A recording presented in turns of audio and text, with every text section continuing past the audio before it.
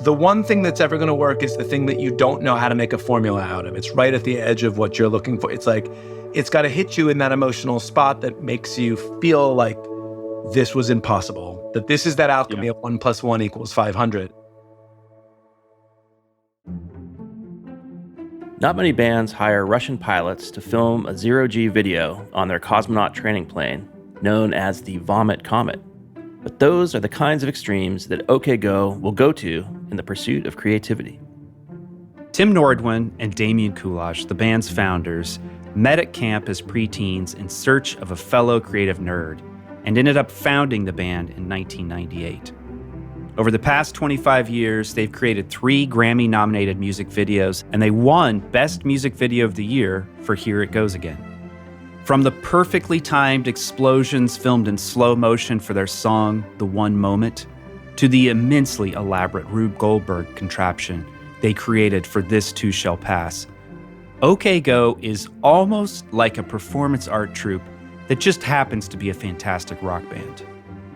In this episode on the creative process, we talk to Tim and Damian about how they come up with ideas, the macro and micro elements of their creativity, and achieving the impossible.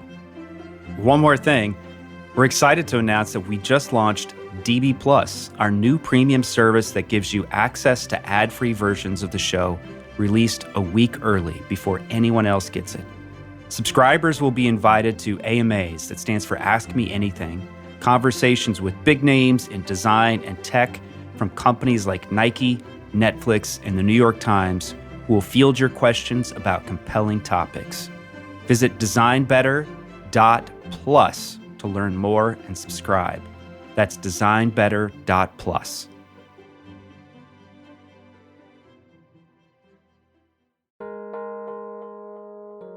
We'll return to the conversation after this quick break.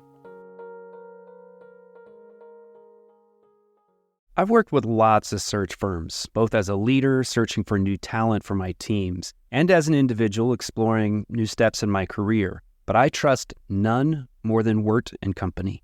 Since 1995, Wirt & Company has been the design community's most trusted search firm, co-founded by a designer and led by a CEO who has in-house operational startup experience. Wirt & Company is guided by the principle that creative leadership is essential to business success.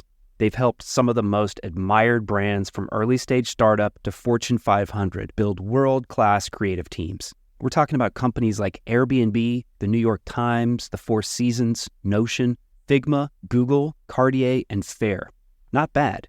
If you're looking for a partner to help you find the right person for a critical role, look no further than Wirt & Company.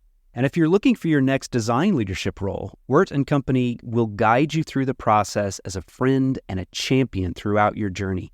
They take the time to get to know you, to understand what you need professionally and personally. Whether you're looking for your next role or your next team member, Wirt & Company can help you find a meaningful relationship.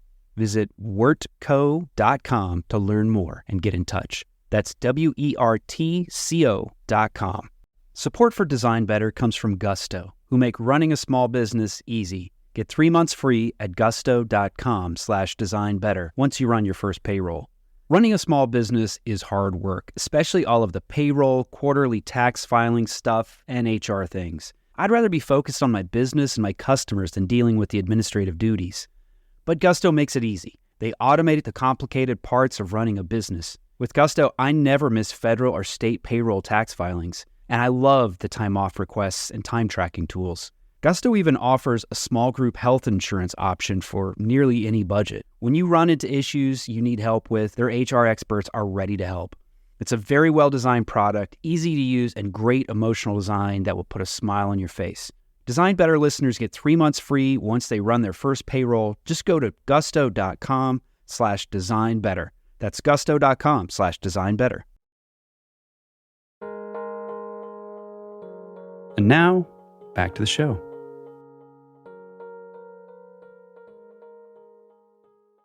Damien Kulash and Tim Nordwind of OK Go. What a treat to have you on the Design Better podcast today. Thank you. It's an honor. Thank you.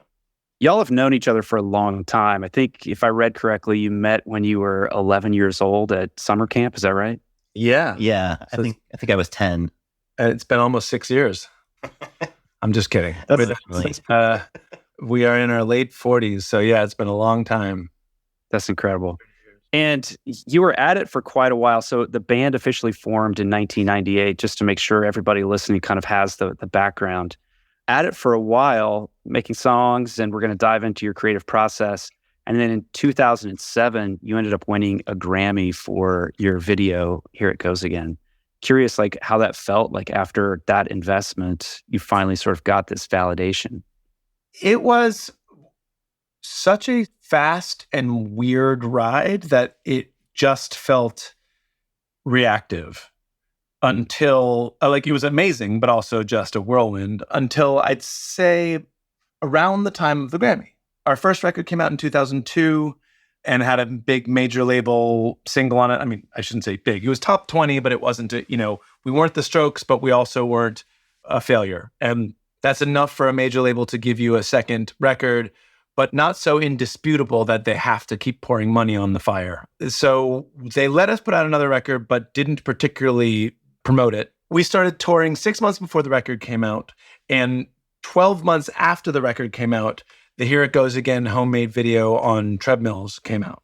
So we had been touring for a year and a half when that video hit and became, an overnight success.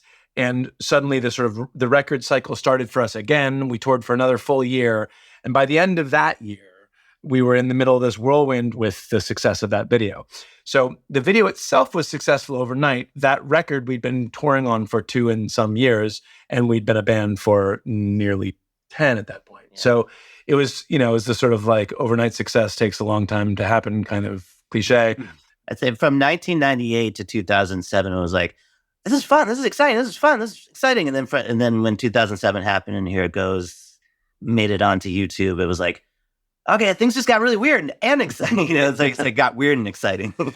Yeah, and I don't think it was just sort of chasing our weirdest ideas in a good way until that video happened, and it was so huge and felt so inevitable in the moment that we were just sort of like, yeah, until a few months after, which is about the time that they start giving you awards for something. It's never when it actually is happening, of course. It's always, 6 months later that somebody's recognizing it. And so we were in the middle of celebrating it and also realizing this can never be repeated. Right. Like, we are now a one-hit wonder, and our one hit isn't even a song. It's a ridiculous dance routine. We had to sort of like try to figure out what that meant while we were in the middle of the kind of maelstrom of it. And the models we had were sort of like, you can be Radiohead, who, at my understanding at the time, I don't know if this is actually true, but they were like, they never wanted to play Creep ever again. They weren't a radio band. They weren't a pop band. They were basically going to run the other direction and be cool. And that's very attractive when you're worried about like people thinking you're uncool. But we're not as cool as Radiohead. And we kind of liked the thing we made. And we figured that the chances of us succeeding if we ran the other direction were pretty low.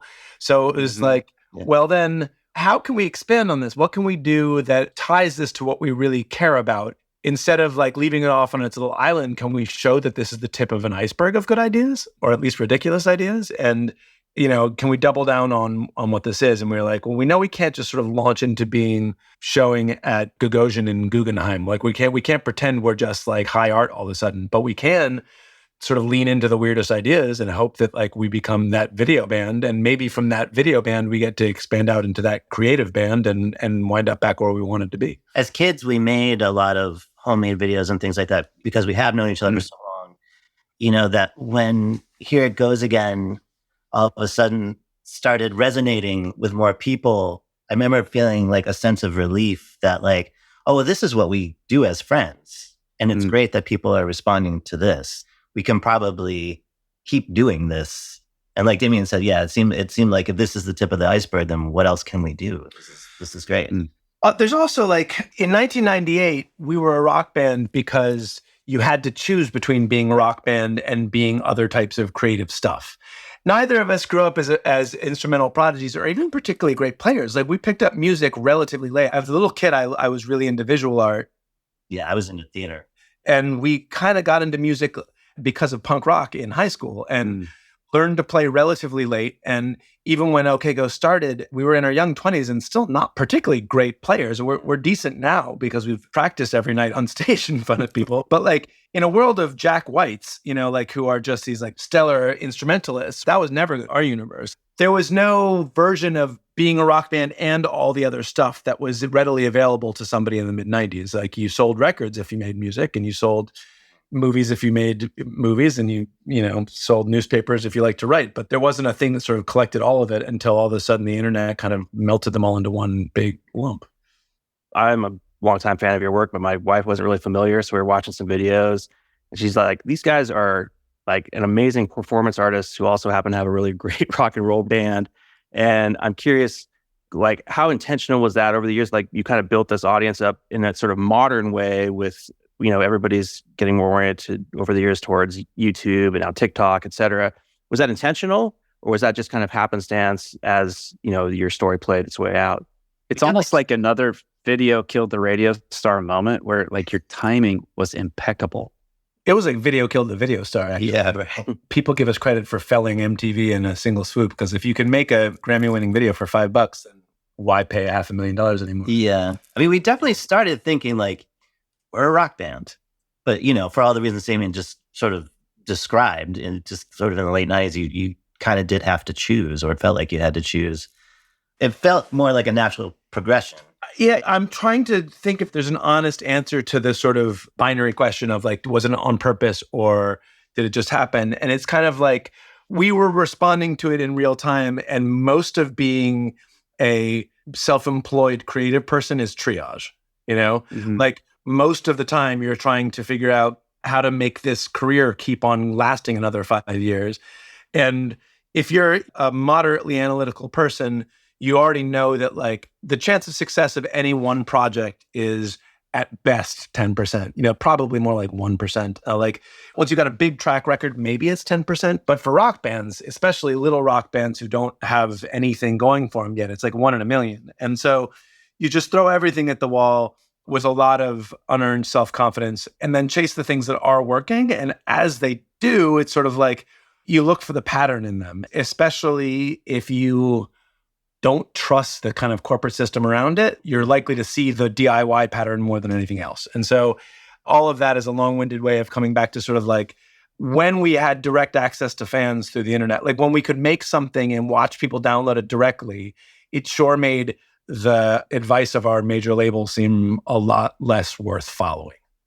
Yeah, we started at a time when the traditional music industry was really starting to fail. So it sort of felt like that scene in Indiana Jones, I think it's Temple of Doom, where he's running over the bridge, and every time he like makes it over another step, it just falls and falls and falls and falls. And so it was like, you know, when we started, it was like radio and MTV. That was it. That's all that mattered. And by the time our second record came around, all of a sudden it was like more about YouTube and the internet. Well, YouTube didn't quite exist yet. But you remember that for our second record, what did exist was Napster. Napster, right. And they were terrified that because we were like the sort of picture of a college band, like we were the type of thing that college kids loved, we were going to be the example of how to stop Napster from stealing your successful college band's music. Right. So on our second record, we got wind that they were going to put DRM, digital rights management software, on the CD, which would have prevented you from ripping the CD to put on your iPod. iPods were brand new. They had just come out like 2 years earlier. It was already the thing that like you basically couldn't exist if you couldn't exist as an MP3. And the major labels, their response to this was like, haha, now you won't be able to get this music off the CD. And from our perspective, it was like, of course we want to be paid for our music, but if you can't be on iPods, you might as well not exist. So we asked them not to use DRM on it, and they politely declined. So we thought and came up with a way around this, which was to provide a hidden track on our master that was exactly 32 minutes and 17 seconds long, or whatever it was. We needed to fill up every last byte of the disc so that there was literally no space left on a compact disc to put the DRM. And it kept on failing QC. And they eventually were like, okay, well, I guess we just have to put it out. That's so brilliant. That's great. And I mean, I'm sure that they then, you know, our music was then stolen over and over and over again, but at least we got to keep existing. So we wanted to talk about your creative process here. And one thing that we're curious about, and we've asked other guests, is do you have any rules for the way that you operate your creative process, the way you collaborate? And maybe you could talk us through your process for songwriting versus video creation. You have so many norms that build up over 3 decades of working together and so many sort of expectations. Yeah. And you recognize the patterns of what works and what doesn't. And I'm sure this is common to so many of your guests and to you guys and so many of your listeners. The thing that works is always a little bit out of reach. For some reason, I always think of it like cotton candy. It's like it disappears as soon as you've tasted it. It is very real. You can look at it, you can taste it, you know it takes up space, but you can't really get your hands on it. It just kind of evaporates. Mm-hmm. And the one thing that's ever going to work is the thing that you don't know how to make a formula out of. It's right at the edge of what you're looking for. It's like, it's got to hit you in that emotional spot that makes you feel like this was impossible, that this is that alchemy of 1 + 1 = 500. And as soon as you figured out the math of what 1 + 1 really equals, you're just going to get 2 every damn time. You might not get to 500 every time, but you would like it to be 1 + 1 = a little bit something weird. When it's not quite 2, you go, we've got something, and then you chase what that thing is. Can I tell you what I think is like the elements of the recipe of OK Go videos? Love to hear it. And tell me if this is way off. Okay. Central ingredient would be surprise, making the familiar magical, color from an aesthetic and visual component that's a common theme throughout, and community. Everything that you make, it's clearly like it's so much bigger than you. And so everyone is sort of like cheering for your success. This is impossible. I don't know how you did this. I don't like this Rube Goldberg machine, this like army of people who are performing in Japan with umbrellas and making it this digital thing. The cosmonauts in Russia who are helping you defy gravity. You're doing the impossible with community. It is about you and it's beyond you. You're good at this. That's really good. Yeah, well said. Those are the rules. Nice to meet you. The 1 + 1 = more than 2 factor, that's kind of what all collaboration really should feel like, right? Like when a collaboration works, it feels like cheating to everybody involved. That I came in with a really good idea and I'm leaving with an even better one. If there's a lot of sort of territorialism over credit, that can't work. But if it's sort of like what we want is this amazing thing and everybody who's involved with this amazing thing is part of this amazing thing, then it's very additive and everybody who puts something into it gets the total out of it. I think our attraction to the ideas that are in the videos is mostly that sort of being attracted to that kind of collaboration, going like, wouldn't it be awesome if we could find a scientist who wanted to do this incredible thing? And you want to celebrate that person and you want to celebrate that collaboration. And we certainly are never presenting ourselves as like particularly good at that thing. When we're working with dancers, we're the worst dancers in the room. When we're working with scientists, we're the worst scientists in the room. You know, like it's you're just sort of honored to be let into the room. And so celebrating the community has seemed obvious from the beginning, I guess. Yeah. In terms of the process for the videos specifically, so there's a pattern that we've realized works. We certainly didn't like start out with it, but here's what it is. We have to find an idea that feels big enough and small enough. It has to feel like it's expansive enough that we're going to be able to play with it for a full 3 or 4 minutes, and small enough that there will be boundaries to push up against, because if there's no boundaries, there's sort of no form, you know? We want the simplest version of that. So if you can get rid of a clause in the description, get rid of it. You know, it's not this and that and that and that. It's like we want to make something in zero gravity and use all the best tricks in zero gravity. Or we want to make something that's a Rube Goldberg machine, but not a Rube Goldberg machine and blah, blah, blah, blah, blah, blah. The best ideas are the simplest ones. And then if you can find within that sort of what we refer to as a bag of tricks, or a vocabulary of, say, 20 great surprises. And this is, to your point, yes, it's all about surprise. If there's moments that really hit you in the gut instead of in the brain, and you think you can get 20-ish of them, like our videos usually need between 10 and 15.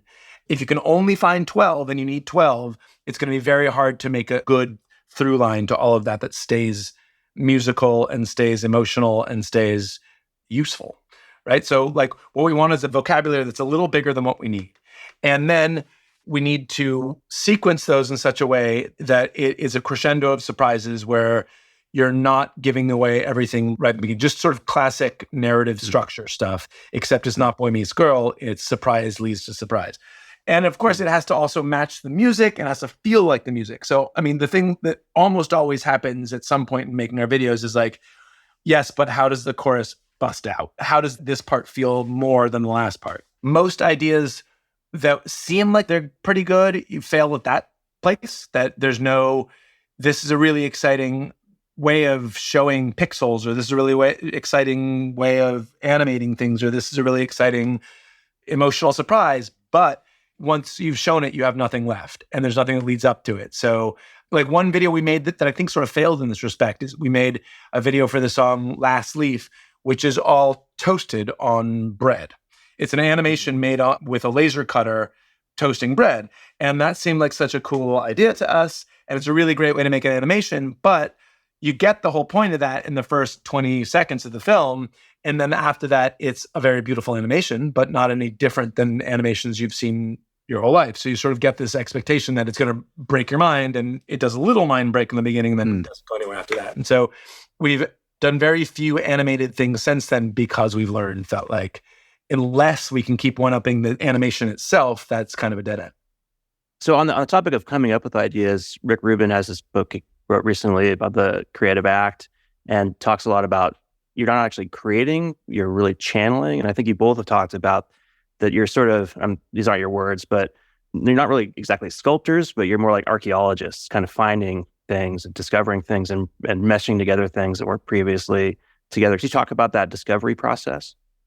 Yeah, just starting with the band and the music, Damien and I meeting at 11. As far as discovery being an important factor in what we do, it's like, I think early on, we didn't really play instruments very well, but we were like curious about being in a band, playing music. We loved listening to it. Now we were curious about doing it. And it was like, hey, do you want to do that? Yeah, I don't know that much about it, but let's try it. Let's find a couple other people to do it. For me, it felt like the discovery of 1-4-5, the progression in pop music. Like, obviously, there are many, many chord progressions in pop music, but this is the most common one. And everybody figures it out at some point in their life. And that's often when they make their best song. It's like some of the Beatles' best stuff is their earliest stuff when they're just figuring out how to play the thing, because those notes were always there. Like those chords are no different than what, Bach and Mozart and, it's like, but when they break your soul, when they scratch that itch deep inside your brain, they become yours, or you get that 1 + 1 = 500 feeling. And that is the case with making music in the first place, that you're just arranging these frequencies in such a way that like, it means more than it's supposed to, and in a way, it's really, you're discovering something within yourself because it's all out there. I've just come back from vacation in New Hampshire at a little house on a lake where my great-great-great-grandfather built a cabin. And this little house has, across the lake, there's a set of hills and one little triangular kind of mini mountain right in front of someone behind it. And they just happened to cross behind it such that it looks like the one in front of it is actually the overlap of the two behind it. It's just a perfect parallax thing where, like, because of where that house is situated, it looks like you've got a transparent mountain in front of you. And you're not discovering something about that mountain. You're discovering something about your position, right? About where you're watching from or what it feels like to you as a human to be confused by that. And that moment isn't about owning those mountains. It's about owning that position in the sand, going like, wow, this is where I see that from. And in terms of what that means for creativity, for us, it's meant leaning into generalism a little bit, that knowing a little bit about many different sciences and thinking, wow, the puzzle piece at the edge of this chemistry thing could plug into the puzzle piece at the edge of this filmmaking thing, which really plugs into the idea we were sort of trying to get at with this song thing. Like, we're not the greatest songwriters in the world. We're definitely not the greatest filmmakers in the world, and we don't know anything about chemistry. But if we know just enough about those things to plug them all together, we get that place in the sand where the mountains cross, and you go like, wow, look at that. Look at that cool illusion over there. We didn't make the mountains, we didn't make the sand, but we're standing right there. And just to build on that, there's also like this historical awareness that's in your work too, that some people will pick up on and, some people won't, and that's totally okay. Like references to Busby Berkeley. And I know our common friend, Tim Nakashi, came to y'all with an idea about these kind of stop motion photographs from the early 20th century, the beginnings of like movies, and saying like, hey, we could do something like this where you see these trailers, and he directed your video WTF, which was beautiful and amazing. And can you talk too about like historical inspiration and staying connected to history? Yes. There aren't a lot of truly new types of marvel or wonder out there, I don't think. There are always new ways of getting at them. There's always sort of new water slides into that big ocean, but the ocean's pretty static. It's like the fact that you can take a bunch of still images and run them by your face really quickly, and that makes a movie, is always going to be miraculous. And it's really the same general principle as learning pop music the first time. Just like everybody else learns the same chords and is amazed by them, we're still learning from Elvis learning that, from Muddy Waters learning that, from the Beatles learning that. Like, their high school experiences are just as fresh to us now as they were then. I guess I should say teenage experiences. And that's the case with the incredible dances of Busby Berkeley, like you said, or the early experiments in photography, or the long history of people who've made incredible Rube Goldberg machines. We were accused of ripping off Fishley and Weiss with our Goldberg machine because they have a famous one from the 70s. And I remember a big shot in the art world kind of being very dismissive of us because it was stolen that from Fishley Weiss. And in the statement, they were like, they stole the Rube Goldberg machine from Fishley and Weiss. And I'm like, you just called it a Rube Goldberg machine. Like that is the crazy, it's like everything builds on the stuff before it, of course. And we love referencing those things. We also we're jealous of them.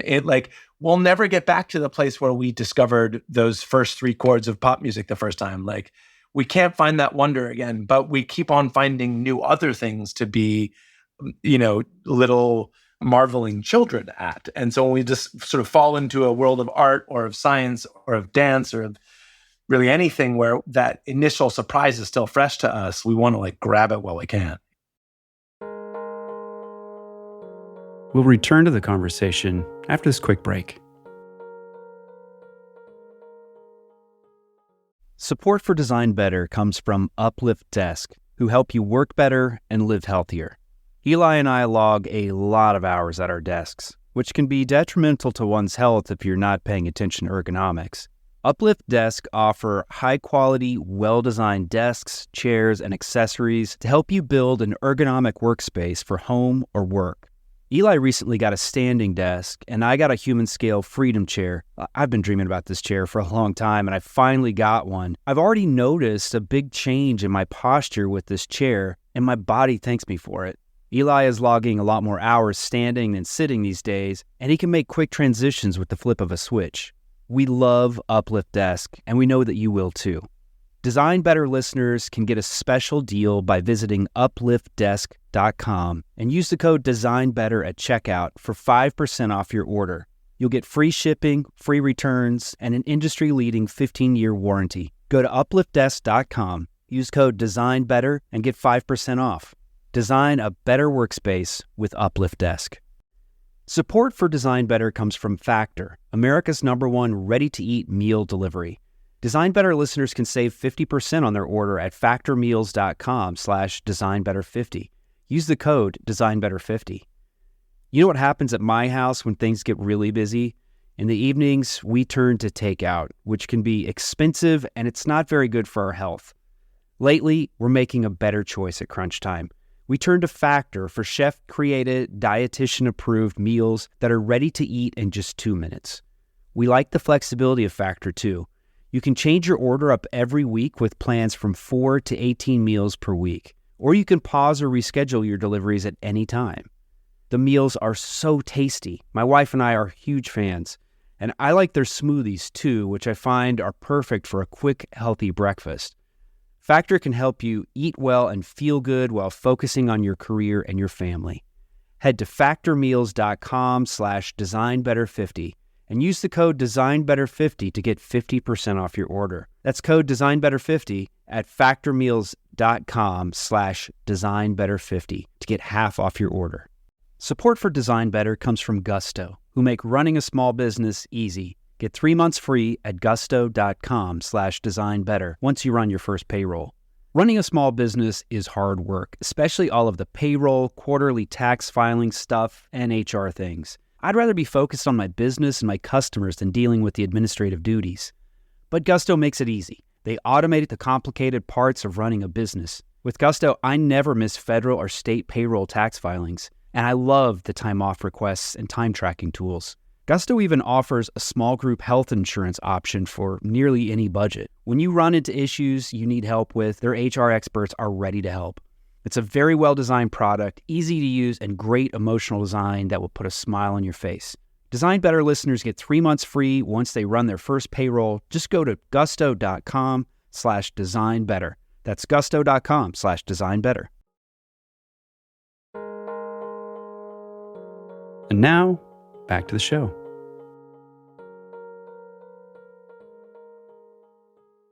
Maybe you could talk a little bit too about the importance of play in your work. And then just actually before that, a quick fire question. My son, Dashiell, who's 7, it's really hard to get him to listen to anything other than the Beastie Boys right now. For some reason, he's got really to that. But I played your Worst things could happen. Yeah, totally.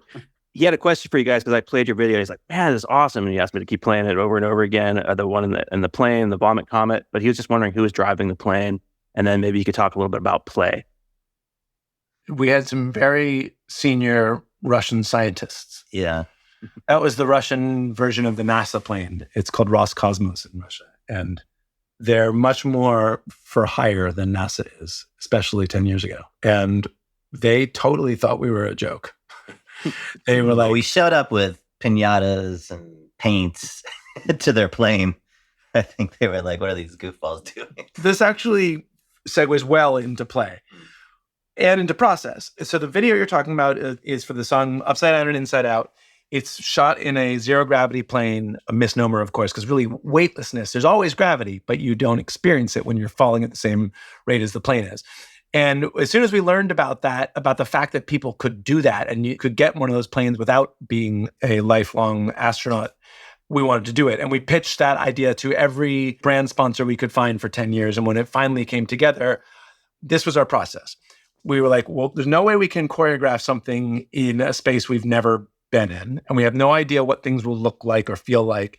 We really don't know how wonder will work in this space. So if we can afford 20 flights in this plane, let's break it up into thirds. We'll do 6 flights of pure testing. Then we'll take a month off and look at all those tests, figure out what happened, what we learned, and try to choreograph something out of it. And go back, spend 6 flights practicing that choreography and changing it up and seeing if we can actually make it work. And then spend the last 7 flights filming it. And what that meant was that the first 6 flights were in an empty plane, a big cargo plane in Russia with all these sort of semi-retired scientists who were kind of vaguely ex-military. Like the crossover between Roscosmos and the military was sort of unclear to us at the time. And so it had a very kind of like, I guess the way you would expect with NASA, sort of a very like, these guys have probably come from the Air Force kind of vibe. And we're a bunch of kids showing up to play, literally. We had not come from the Air Force. Yeah. but our whole thing was like, we had out of the 6 flights, so there's each flight, you get 15 parabolas of weightlessness. You know, they fly in this parabolic shape so that the plane effectively throws you into the air and then follows your flight path until it has to catch you when you're getting too low again. That's about 28 seconds of weightlessness. So you get 15 of those during a single flight. So over 6 flights, we had 6 times 15, what is that? 300 parabolas. So we picked out all the things we wanted to test. And we put 4 GoPros on a PA in the back of the plane with each of those things. On flight 1, you're going to open a can of beans. On flight 2, you're going to throw Skittles in the air. On flight 3, you're going to see what it feels like to hold up bricks. Like everything we could think of, because we basically assumed that we wouldn't know what the thing was that was going to hit us. And we, during that time, we had a couple of chairs to work off of, and we just started jumping around in the space, trying to figure out what moves we could do that were like, what looked great, what we could recreate, what we could figure out at all, how much we could do before we started vomiting, all that kind of stuff. And the crew there basically just saw a bunch of American kids screwing around. And they were like, this is the stupidest thing. Like, who would spend this money? And I remember at some point, Andy, our guitarist, turning to thank one of the crew members, and he just looked at him and goes, "Any wishes for your money?" That was the whole response, right? Like you guys are going to waste your money on this plane. We'll do whatever the F you want, you know? Then we went home, came up with our basic plan, and came back a month later. They'd watched all our videos, realized what was happening. Our crew had started to build the set of a smaller plane inside this plane, and their attitude had completely changed to this. Like, they're like, oh, now we get what you're doing. And by the end of filming, they were more into it than we were. And it was so, like, there was this, like, military drill leader type guy who would get so pissed off at Andy if he would use the wrong hand to break his piñata with. You'd hear him shouting in Russian, like, like, you know, it was, and there was just like, it was this beautiful love fest, like military love fest by the end of it. It felt great. It felt great to like know that a good idea will overcome those cultural and sort of like lifestyle differences. That's incredible. A lot of play. Just speaking to play for a moment, you know, the 10 days that we came home between week 1 and then week 2 and 3, we were watching all the footage and then trying to sew something together that we would then go back and test as like more solidified choreography. And I'll never forget this. Like, we were in like a dance studio going through this, and it was just like, we'd watch something and be like, yeah, we could like pew, and then do like pew, pew, pew. Like I remember it's like just a bunch of sound effects for like 10 days straight of just like, yeah, and then we'll jump off and it'll be like, you know, because we obviously couldn't float. Yeah. So it sounded like play. It looked like play. Yeah. I mean, it does really feel like you're coming up with a vocabulary. It's like a new language that you're trying to figure out. And I remember this on the treadmills too, that I remember it felt to me a little bit like scuba diving. Have you ever gone scuba diving? Like, I've only done it once or twice and just, you know, in lessons with a teacher or whatever. But there's a moment when your body goes like, this is an experience that I'm starting to understand that doesn't exist anywhere else. But my muscles are getting just enough used to it to sort of have some instincts. Like, we never get better than that at the treadmills. It's not like we became acrobats. It's just your body does get used to like standing on ground that's moving the wrong direction. And very much the same in zero gravity. It's like, you get used to it. And it was weird on the last flight. I remember being like, this might be the last time I ever experienced this in my life. Like, I now know how to fly and I'll never do it again. I want to talk about something that's seemingly much less creative, and that's business models. I think that is something that you all have figured out seemingly from the outside, that's sort of like the modern day business model for how a band can operate. So you alluded to it very briefly, that what sponsor could we get to help us build this video? And so you've had like State Farm, you've had Morton Salt, others. There's a paper company that you worked with for that the printer paper video as well. I think one of the most underappreciated ones for the video All Is Not Lost was paid for by Google, because they were just rolling out HTML5 and we did it as an HTML5 thing. That was a scary, scary cliff to jump off of, because I grew up in Washington, D.C. in the shadow of Dischord Records. And in fact, I shouldn't say shadow. Like, I was a Dischord mega fan. That's the label that Ian MacKaye ran for his bands Fugazi and Minor Threat, along with other great people who worked with him. And it was extremely anti-establishment and extremely anti-corporate and extremely anti-sellout. And that was my whole universe in the early 90s. It was also it instilled in me personally a lot of the sort of sense of DIY that I think still fuels us. But 15 years later, without a functioning music industry at all, we sort of were faced with, what does DIY mean right now? And couldn't tell if we were just lying to ourselves when we made the decision that working directly with brands was actually going around the middlemen of major labels, not just selling out further. That basically, if you look at the music industry from a far enough distance, at that point in time, there's no money going into it from anywhere other than marketing. No one's buying music. No one's paying for music anywhere other than live shows. There's no real input to the system except for marketing money. And we could continue to try to work with a major label who basically take that marketing money and then dole it out to their biggest bands and figure out how to keep most of it for themselves. Or we could establish relationships directly with those things and try to stay in control of the art. It was mostly pushed by the fact that like we wanted to make those videos and this was the only way to do it. but it was scary. Like, we really didn't know how people would react or how we would feel about it. And now, 15 years, 20 years later, it's bittersweet because it's like, it's amazing that we get to do that. I couldn't be more thankful for what that has meant for our band specifically and creatively. And we've gotten very lucky to have gotten into that sort of world early enough that we have a clear model of keeping control of the art. But in terms of the finger that in the dike that we may have helped pull out, that like the branding of creativity and the sort of the infiltration of corporate aims into art making has not been good for the world, you know? Yeah. I want to dig into this a little bit further because there's another aspect. So one is partnering with sponsors to build these complex projects. And look, that's been happening for a long time. And what you described with the military guys not understanding this creative thing you were doing, if we keep creativity quarantined off in the side, in the back corner with the cool kids, that really doesn't do what we wanted to do when we got into a creative process. We want to bring more creativity into the world. And so everyone can play, is my view. Yeah. But the other thing that I think is really smart, so if you think about the typical band business model, it is make a record, you got to get noticed, make the record, put it out there, hopefully you make a few nickels from that record, and then you tour like crazy, sell some merch, and you basically pay your rent, put food on the table with the tour and the merch. Y'all have that, but there's videos, there's these other partnerships and so forth. It's a multi-stream revenue model that I haven't seen from any other bands. We're very lucky in that respect. It's hard to recreate when we're asked, like, how do you do this?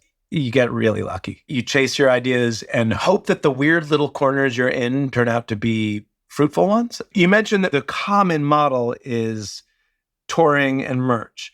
And that's really another way of saying that like music has turned into a service industry, right? Like that you can get paid as long as you are on tour for your entire life, which is possible if you happen to be named Mick Jagger and basically no one else. You know, I guess Mr. McCartney's doing fine too. But they also happen to be people who still have royalties from the old situation, right? There is no model for musicians today to continue to have a living, right? Like it used to be that what creative people made in the last century was a revenue generating piece of art. So whether that was a novel or a TV show or a film or a record, if and when that thing was successful, it would pay for the next 10 that you did that weren't as successful. Not because there's so much fat in the system, but because nobody is able to make all hits all the time. The only way to do that is to make sure you're being really, really boring and chasing whatever else is doing. And that too will fail eventually, right? Like you've got to be swinging for the fences and not all of them are going to hit. I mean, this is why the writers are on strike right now, right? The only way to live as a writer now is to be constantly employed.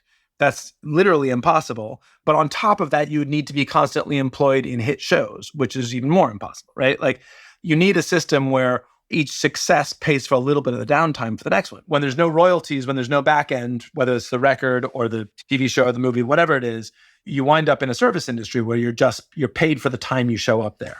And we wouldn't be able to do this if the only way to make money is touring. And frankly, we're not that successful of a band. You know, we're in the middle of the pack. We do just fine. We're very happy with our success. But if you want to tour and make money every single night for the rest of your life, you have to be enormous because you have to sell 5,000 tickets in every city, not just in New York and LA. You have to be big enough to sell that many tickets, 200 nights a year. So past 10 years, I've been teaching this design class at Stanford, and we share your videos a lot with the students as, creative examples. And we also do this warm-up game that you guys either popularized or invented where you essentially try to guess what each other is saying. And not to put you on the spot, but maybe could you demo that for us real quick?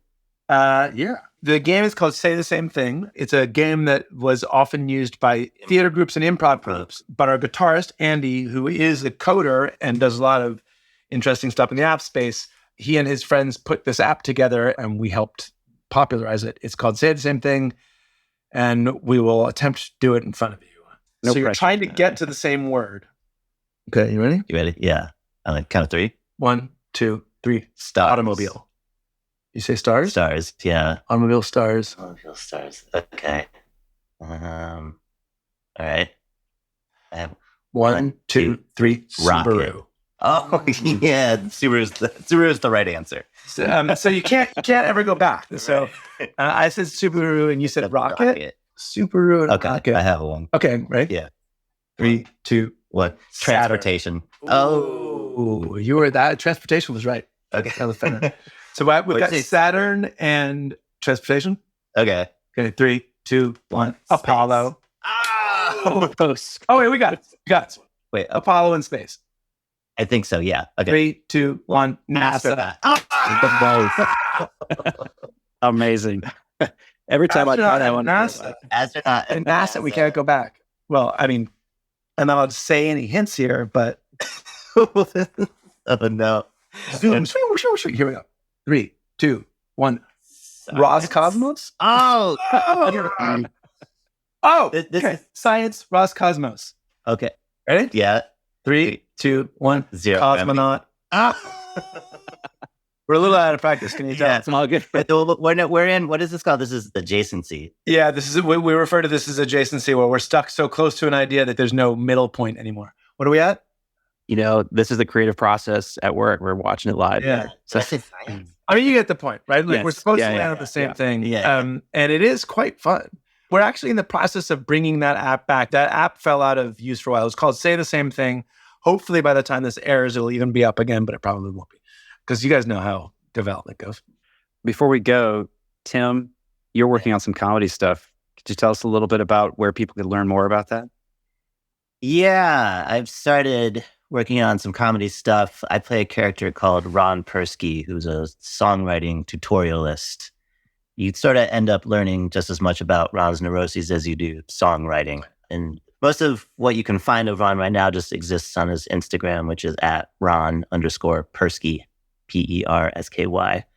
I'm actually about to go to the Edinburgh Fringe Festival to do some shows with Ron Persky this year. Fun, nice, a fun venue. Yeah. I have a question about Ron. Yeah. Who's more real, Tim Nordwind or Ron Persky? Ron and Tim are... Like, is he playing you or are you playing him? That's right? the question. Ron isn't so different from Tim, and Tim is exactly like Ron. Yeah, it's sort of like Ron Persky is doing a comedy bit here today. Right. This is Ron Yeah. actually doing his comedy. Yeah, exactly. And Damien, you've got a film that came out just, 11, 12 days ago? Yes, my wife, Kristen Gore, and I have directed a film for Apple TV+. It's called The Beanie Bubble. Strangely, it's about Beanie Babies, something I never cared about growing up and still don't care about. But that weird event in American history when the world decided that $5 tchotchkes were a great investment vehicle is a hilarious moment, but also it's very much about tech. It's about how that really was the advent of eBay that started all of that. And there's a lot of dark undercurrents of American culture that run through it. And so it made for a very absurdist and fun film to make. Zach Galifianakis, Sarah Snook, and Liz Banks, and Geraldine Viswanathan, incredible cast who give amazing performances. Some very good music in that, Right. including a new song by OK Go, but also 15 wonderful tracks from the 1980s and 90s. And we're very proud. I watched it last night with my wife, Courtney, and really, really enjoyed it. And the one thing that kind of felt like it was cross-pollinated from your music videos was these color themes, which were really wonderful to kind of like stage through the movie. I'm glad you caught that. We had a giant spreadsheet of what colors were allowed in each scene. So there's 3 stories that run through it. It's actually the narratives of 3 women who were involved in the making of the Beanie Babies. And it's a little bit of a bait and switch, the film. You think it's going to be about Beanie Babies, but it's really about these 3 women and their relationship to the guy who ran the company. And they happen over 2 different decades. So there's sort of confusing timeline. And in an effort to make those timelines distinct, but not so distinct that you're in different films, each of those 3 stories has its own color palette. And we lean a little bit heavy into them so that it's a little bit extra. It's got just a little bit of sort of magical surrealist vibe to it. We wanted to be not a period piece about the 80s and 90s, but a kind of fable about America. And so it needed to feel a little bit magical and a little bit timeless. So I'm glad you noticed the color. Thank you. A lot of work went into that. Damien and Tim, thank you for being on the show. What a fun conversation today. Thank you. Thanks for having us. Yeah.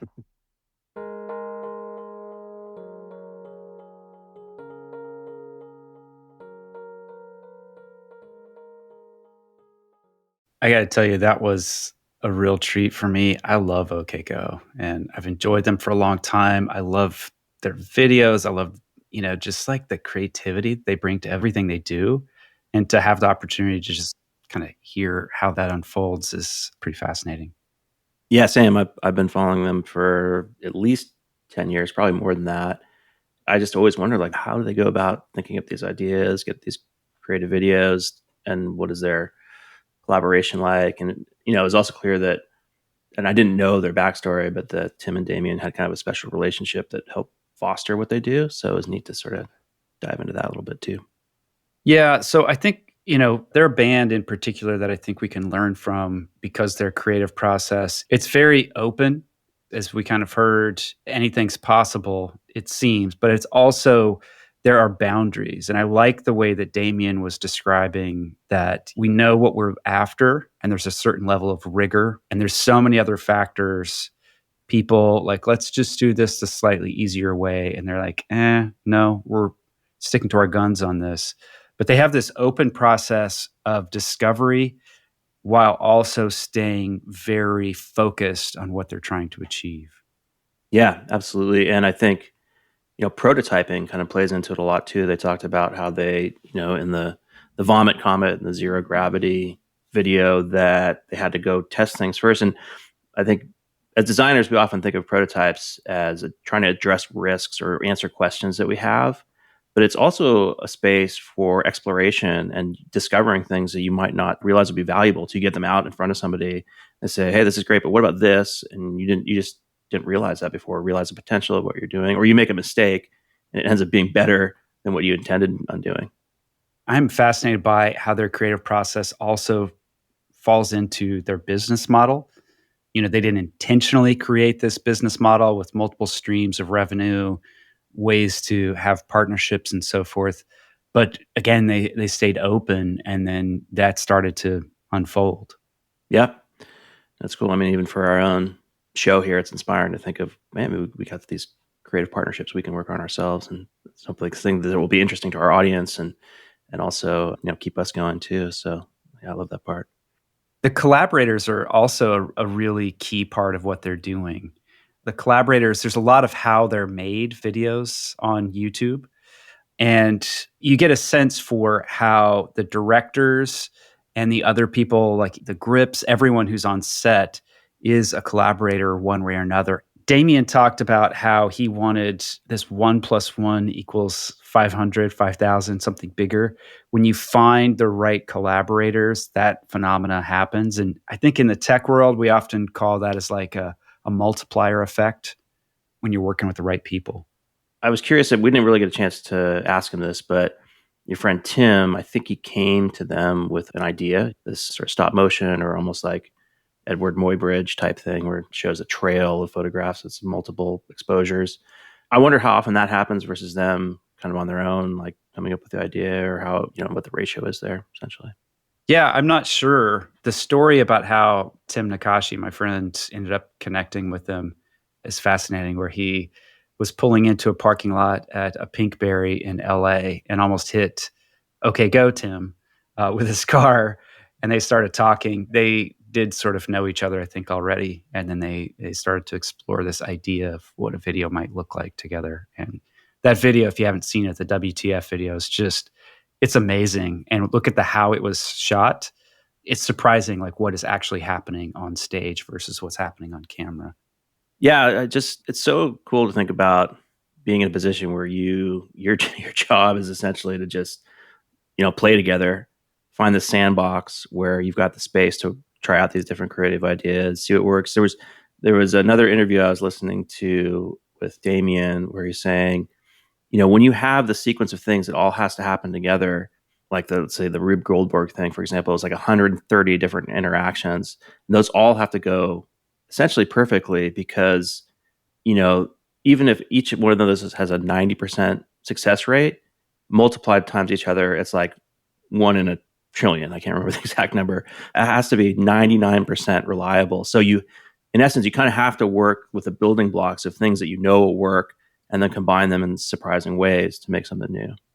That's something that can be extrapolated into any different medium, regardless of what your creative pursuit is. But part of it is knowing your materials to some degree. Like they're working with people who know their materials, the science, how to work with the airplane, et cetera. So they're collaborating with the right people. And then I loved what he said about adjacency and learning a bit about science, a little bit about physics, a little bit about history, that the more that you know of these different disciplines, the more you start to see the opportunities and the relationships. And that is a huge opportunity for creative thinkers, is to do more of that, is to study what is not directly in your field. Yeah, I think that idea of kind of like stacking these different areas of expertise, even sort of the breadth versus the depth, but being able to, again, combine things in unique ways, that's pretty powerful.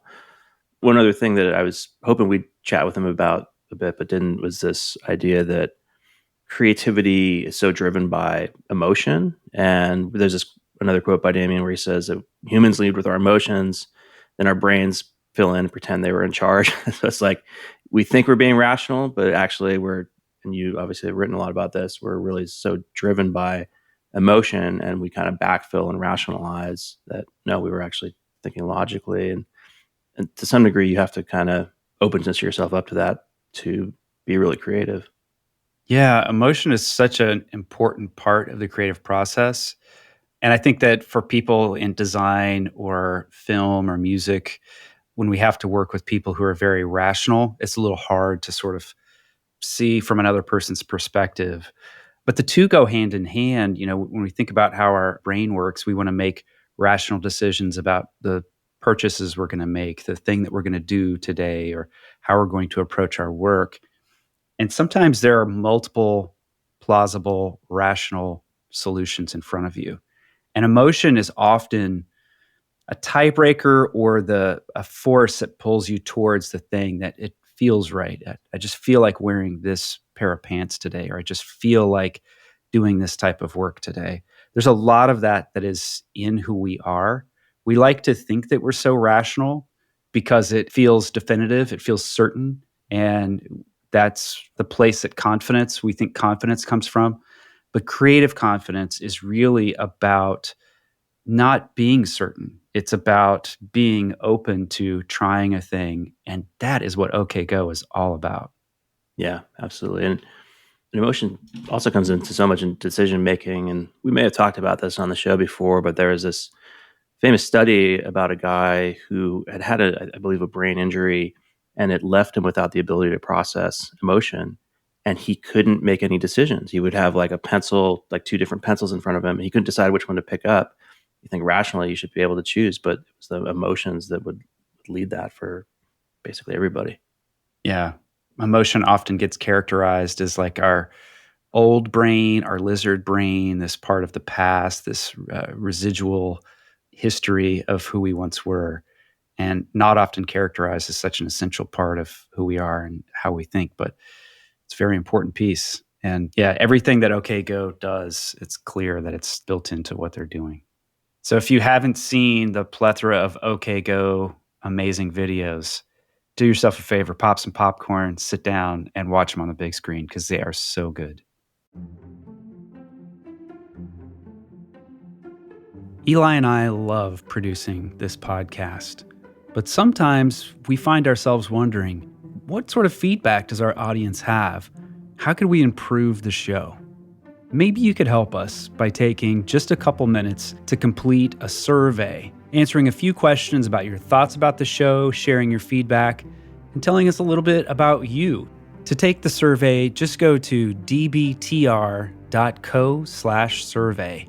That's dbtr.co/survey. Our thanks in advance for completing the survey. It'll really help us improve the show. This episode was produced by Eli Woolery and me, Aaron Walter, with engineering and production support from Brian Paik of Pacific Audio. If you found this episode useful, we hope that you'll leave us a review on Apple Podcasts, Spotify, or wherever you listen to finer shows. Or simply drop a link to the show in your team's Slack channel, designbetterpodcast.com. It'll really help others discover the show. Until next time.